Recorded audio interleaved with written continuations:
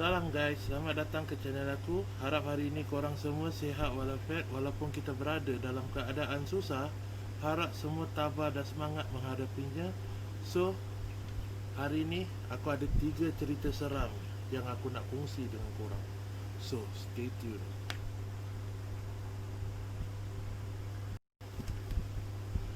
So, kisah pertama yang aku nak share dengan korang ini berlaku di Bedok North. Kisah ini telah dikirimkan oleh seorang teman yang bernama Wan, bukan nama sebenar, bekerja sebagai seorang rider di ... di kawasan Bedok. Kisah ini berlaku kepadanya pada waktu 2 tahun yang lalu. Selepas Wan cek ordernya telah lengkap, dia menunggu motosikal dia menuju ke blok yang dia harus menghantarkan pesanan makanan itu. Setelah tiba di blok itu, Wan pun seperti biasa mengetuk rumah customer dan melengkapkan ordernya dan terus mau pulang ke store. Bila dia jalan pergi dekat lift itu, dia menekan butang lift dan menunggu lift. Setelah lift sampai di tingkat 9, Wan pun menaiki lift itu, tetapi dia terdengar seseorang memanggil nama dia. Lalu dia ingatkan itu customer. Jadi Wan mencengak menengok di luar rumah customer, tapi tak ada orang yang memanggil dia. Jadi Wan menunggu lift lagi sekali untuk dia turun ke tingkat 1. Setelah sampai ke lift di tingkat 9 itu, lift itu cuma buka setengah aja. Wan cakap, kenapa lift ni buka setengah aja? Macam mana nak masuk? Tapi dia tak nampak yang dekat dalam itu ada susuk tubuh yang memakai baju putih dan rambut dia sangat panjang. Lalu Wan terus terkejut dan dia terus pusing belakang, angkat kaki dan terus lari lintang pukang menurun tangga. Lalu Wan start motor dan terus berdesut balik ke tempat kerja dia. Apakah yang Wan nampak dalam lift itu? Tinggalkan komen anda para pendengar. Okay guys, kisah yang kedua yang aku nak share dengan korang ini dikirimkan oleh seorang teman bernama Din. Din adalah seorang pekerja di sebuah office yang menetap di Suntec City. Din ni seorang peramah yang kenal banyak orang di office. Pada satu hari yang malang, pada Din diberitahu oleh bos untuk membuat overtime pada waktu malam itu. Din mengajak kawan dia untuk meneman dia, tapi kawan dia menolak kerana harus menyiapkan sesuatu di rumah yang tak habis lagi. Boring apa kena overtime. Lalu selepas masa kerja dah habis, semua kawan Din balik dan Din cuba menghabiskan kerja dengan cepat. Selepas selesai semua, Din cepat-cepat mengemas barang dan singgah ke tandas sebelum pulang.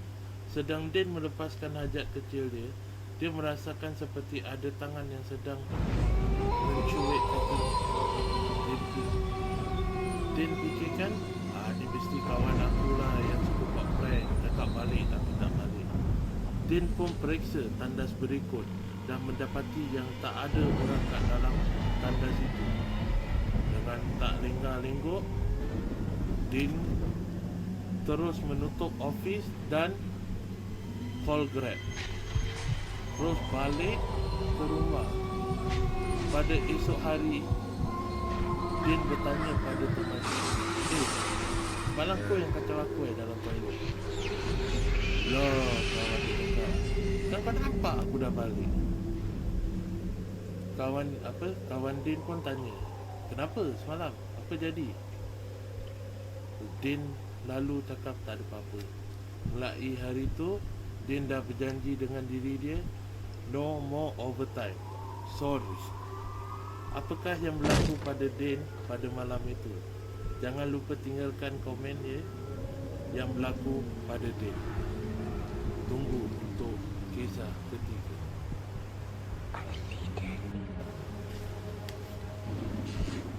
Kisah ketiga yang aku nak share dengan korang hari ini berlaku di Indonesia, Jawa Barat. Seperti yang kita tahu, di Indonesia banyak tanah lapang yang warganya menanam padi.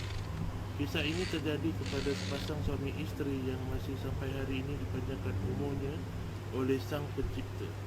Pasangan ini telah diajak oleh Abu, bukan nama sebenar, seorang kawan untuk mengambil padi bersama-sama temannya. Tapi pada keesokan harinya, si suami jatuh sakit dan tidak dapat pergi bersama kawannya itu. Lalu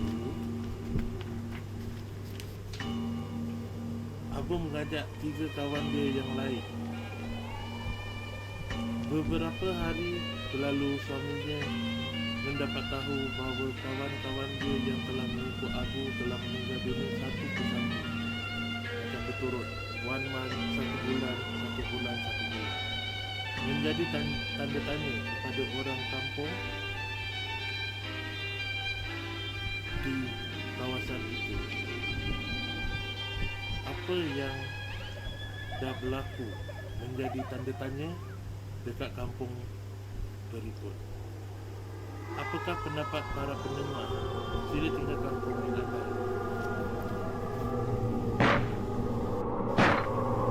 Okay guys, itulah 3 cerita yang aku dah kongsi dengan korang.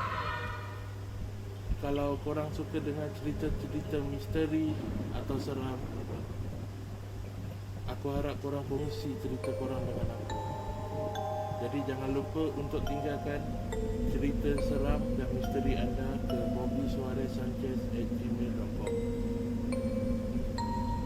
So, aku harap semua suka dengan cerita hari ini. And jangan lupa untuk like, share and subscribe. Tolong support subscribe tu free, tak payah bayar pun. Okay lah guys, stay safe always. Peace out.